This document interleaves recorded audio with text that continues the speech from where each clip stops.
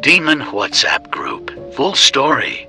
There was a popular all-island WhatsApp group in Jamaica that had only children in it. All was well until things started to get weird.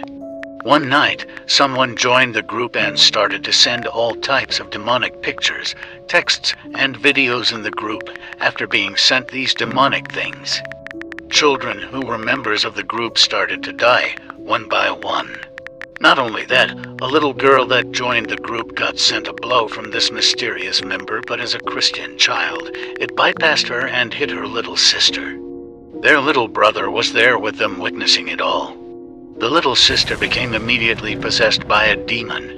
Her voice changed and she was talking in the tone of a big man with a demonic voice. Her parents, who were Christians, called their pastor. The pastor immediately visited their house after a brief phone call with the parents and the little girl. Follow Jamaican True Stories. When the pastor arrived at their house, he noticed that the little brother was afraid and told him that he should leave the room because if he's afraid, the demon will leave out of the little sister and go into him. They carried the little brother out of the room. The pastor began using his authority through Jesus Christ to address the demon, asking it its name.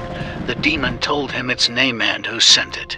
The demon, who sounded like a big gray-toned demonic man, also added that it will never leave the little girl. The pastor started to cast out the demon in the name of Jesus Christ of Nazareth. The little girl raged and her head turned right around on her neck.